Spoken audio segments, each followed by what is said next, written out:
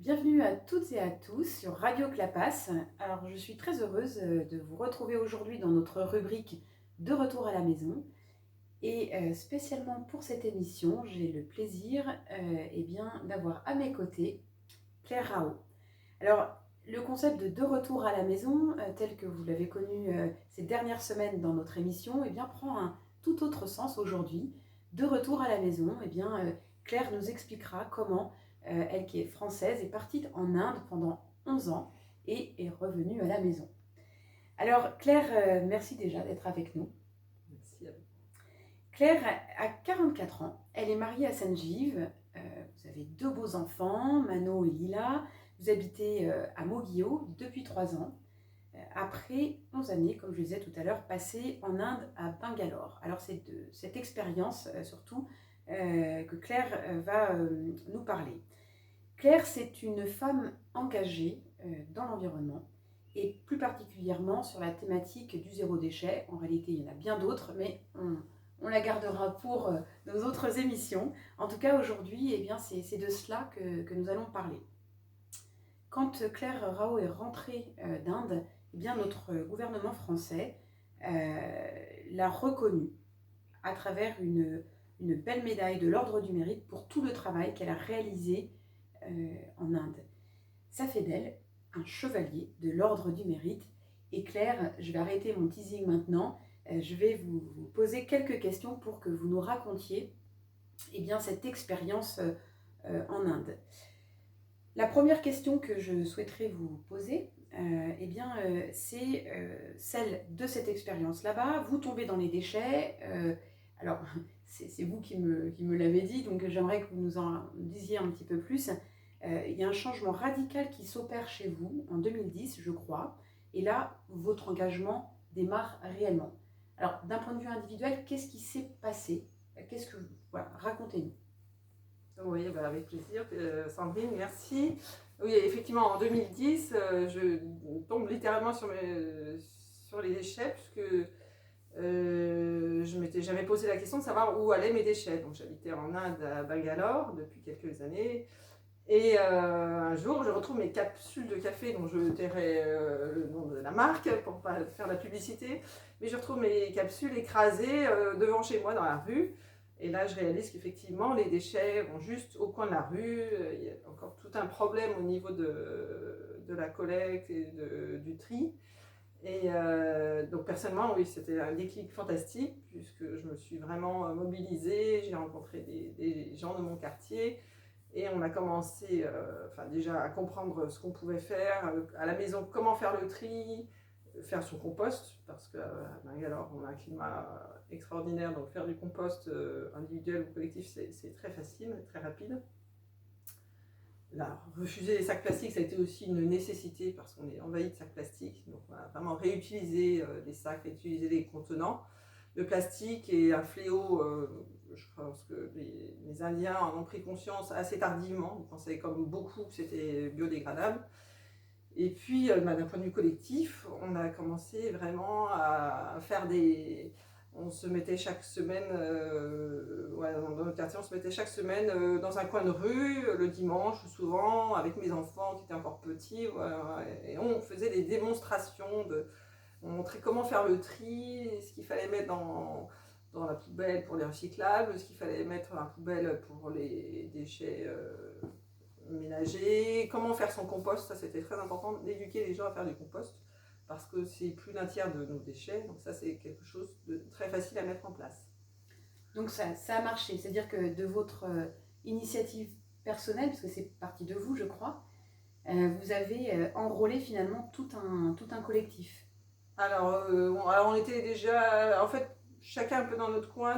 Dans mon quartier, il y avait déjà surtout des femmes qui étaient mobilisées, qui commençaient. Voilà. Enfin, donc c'est vrai que c'est une dynamique qui s'est créée en créant un groupe, voilà, en s'amusant aussi, hein, parce que c'est important. Mais voilà, effectivement, c'était une belle expérience. Et alors, pendant cette expérience, alors du coup, moi j'aimerais que vous nous en racontiez un petit peu plus sur l'Inde, comment on arrive à finalement être chevalier de l'Ordre du Mérite. Je crois que vous avez mené une action qui a dépassé largement votre quartier. Est-ce que vous pouvez nous en dire un peu plus? Alors, pour finir sur les déchets, puis après je parlerai aussi de la partie un peu sociale, mais pour finir sur les déchets, donc j'ai rejoint la table ronde de réflexion sur les déchets qui a démarré à Bangalore.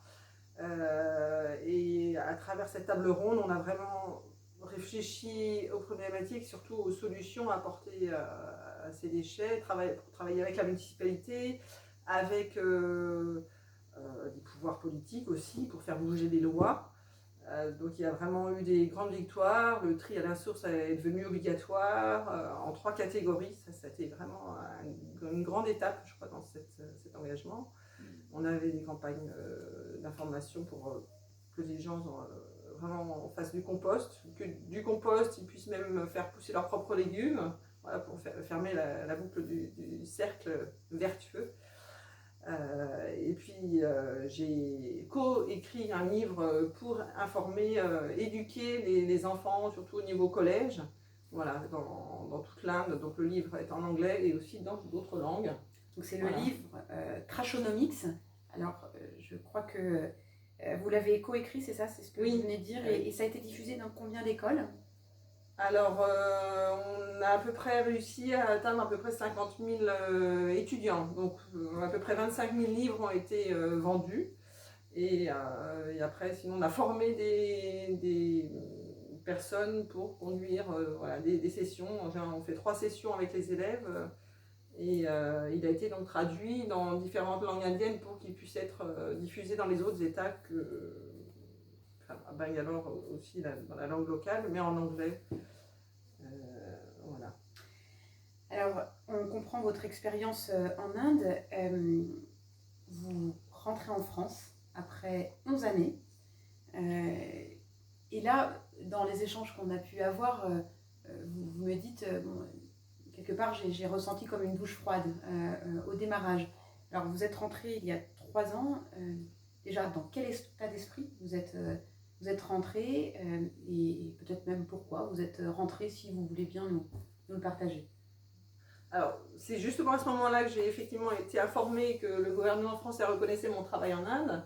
Alors, j'ai juste oublié de parler effectivement de mon engagement social aussi, puisque d'abord on avait monté une ONG et soutenu une école à Bangalore. Donc, toutes ces expériences étaient vraiment très humainement très riches. Et c'est vrai que ça a été un déchirement de quitter l'Inde. Mais après, bon, c'est toujours, voilà, pour les enfants, c'était important aussi qu'ils connaissent la France. Et je pense que ça a été aussi un choix. Voilà, de leur donner 2 cultures. Donc je savais qu'en France ce serait un petit peu différent parce que les choses bougent peut-être moins vite. Le gouvernement est beaucoup plus présent qu'en Inde. En Inde, bon, le gouvernement fait des choses mais pas suffisamment à la hauteur du nombre d'habitants. Donc voilà, j'ai essayé. Alors le contexte est différent, donc les problèmes sont plus ou moins les mêmes et les solutions sont aussi différentes. Voilà, j'ai réappris à gérer mes déchets dans le contexte français. Alors, vous avez pu transposer finalement, qu'est-ce que vous avez pu transposer de ce que vous avez appris et mis en place, surtout en Inde, qu'est-ce que vous avez transposé en France? Alors, je pense que voilà, en Inde, j'avais vraiment été sensibilisée au zéro déchet, au fait d'emporter ses containers, d'essayer d'utiliser le moins de plastique possible. Ça, c'est quelque chose que j'ai essayé de continuer au maximum en France. Même si on a peu de boutiques en vrac, mais c'est en train de... Là, j'ai vu depuis 3 ans qu'il y a de plus en plus de boutiques en vrac qui s'ouvrent. Je pense qu'il y a une demande du consommateur, et il y a une prise de conscience des dangers du plastique aussi. Le plastique est quelque chose de difficile à recycler. Et voilà, toujours apporter ses sacs. Et puis faire ses produits, voilà, on peut faire ses cosmétiques, on peut faire ses détergents, on peut s'amuser en faisant certaines choses soi-même.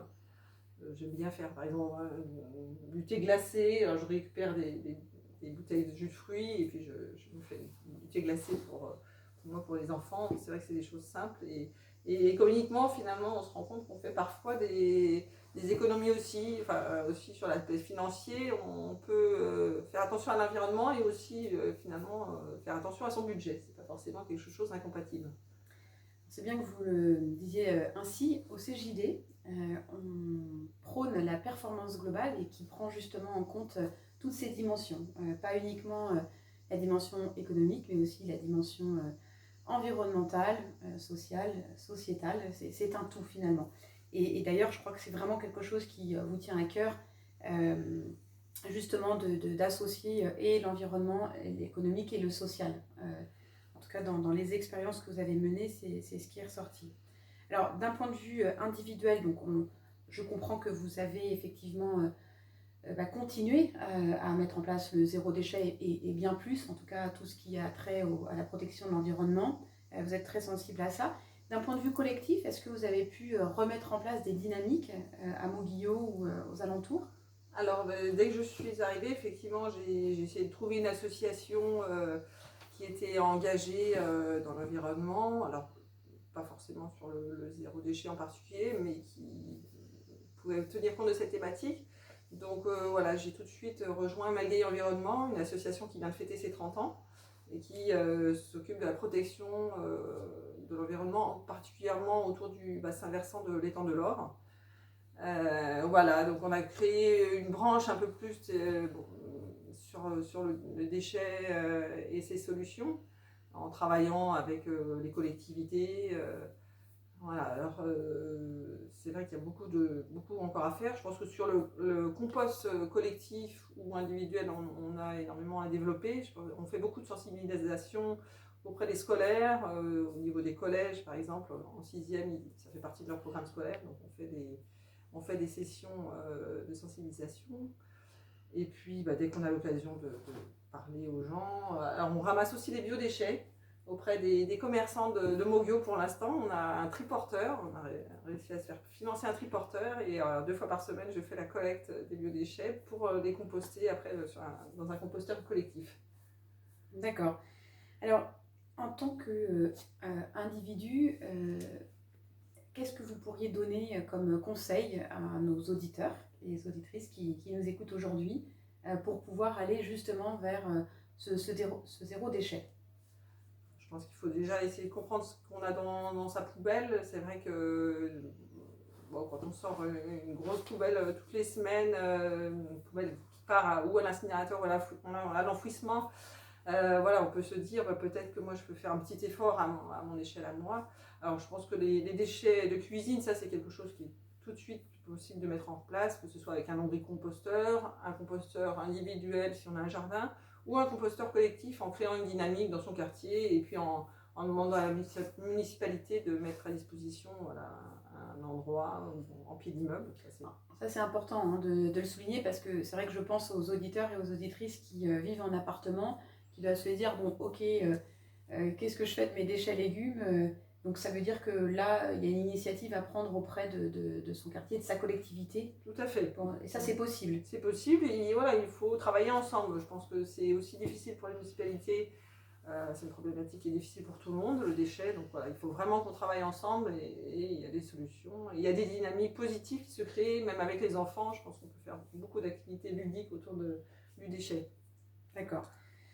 Alors, vous avez donc, tout à l'heure, je le redis, coécrit ce livre Trashonomics, plutôt à destination des élèves, les petits comme les grands finalement. Oui. Pour avoir vu cet ouvrage, eh bien effectivement, il est très pédagogique, donc ça vaut le coup d'aller y jeter un œil pour pouvoir s'approprier cette problématique-là. Claire, est-ce que vous avez d'autres ouvrages à nous recommander pour pouvoir nous ouvrir justement déjà élever, on va dire, notre niveau de conscience sur à la fois ce problème que génèrent les déchets et puis les types de solutions. Tout à fait, Sandrine. J'ai des ouvrages à vous conseiller. Alors, tout le monde connaît déjà le zéro déchet de Bea Johnson et la famille zéro déchet. Mais pour rentrer un peu plus dans le vif du sujet, avoir une vue un peu plus globale, c'est vrai que je vous conseille par exemple Annie Léonard, quelqu'un que j'aime beaucoup parce qu'elle a fait une série qui s'appelle The Story of Stuff sur YouTube, que mes enfants aimaient beaucoup regarder quand ils étaient plus jeunes et qui nous sensibilise un petit peu aux problèmes de toxicité des cosmétiques, du plastique, et effectivement Alors dans cet ouvrage qui s'appelle La planète Bazar, qu'elle a écrit en 2007, mais qui est totalement d'actualité, malheureusement, je devrais lire, mais bon, qui nous parle de la problématique des déchets plus dans le contexte américain, mais, voilà, mais qui nous donne surtout des solutions. Donc, La planète Bazar d'Annie Léonard. Voilà. D'accord. Sinon, Zero Waste, alors je n'ai pas parlé de Zero Waste France, mais c'est une association que je suis beaucoup, avec qui j'ai pris contact il y a déjà 4 ou 5 ans, quand j'avais écrit Trashonomics. Voilà, Zero Waste a écrit un livre qui s'appelle Zéro déchet, zéro gaspillage. Alors c'est le scénario pour nous expliquer vraiment comment ça se passe en France, hein, comment on gère les déchets et surtout, voilà, passer à l'action. Ça, c'est très important de passer à l'action. Encore un autre pour les courageux, le grand débordement. Voilà, c'est une amie qui l'a écrit avec 2 autres personnes, Annick Lacoute, Elodie Fraudet et Pascal de Roglodre, voilà, qui ont écrit le grand débordement. Donc pareil, c'est toujours, on évoque le problème, mais on essaye toujours de parler de la réduction des déchets comme solution.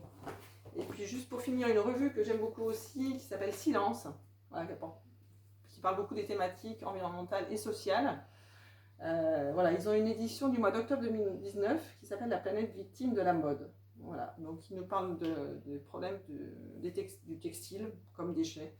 Et c'est vrai que c'est un gros souci parce qu'on en consomme beaucoup, on en achète beaucoup et on en jette énormément. Voilà. Merci Claire pour tout ce partage. Bravo pour tout ce que vous avez pu mettre en place, je dirais à la fois à titre individuel mais aussi surtout collectif, parce que finalement dans les expériences que vous avez vécues tant en Inde qu'en France, déjà vous nous donnez l'espoir que c'est possible de mettre en place des dynamiques pour protéger davantage notre environnement. Je crois qu'aujourd'hui c'est plus qu'au cœur du sujet. Donc effectivement le fait de partager ce type de pratique c'est important. Donc merci pour ça. Vous retrouverez eh bien, notre rubrique sur YouTube. Donc n'hésitez pas à aller revoir cette émission pour aussi reprendre les ouvrages que nous propose Claire Rao. Claire, merci encore et à très bientôt pour peut-être d'autres émissions. Merci beaucoup Sandrine, merci à tous. Merci.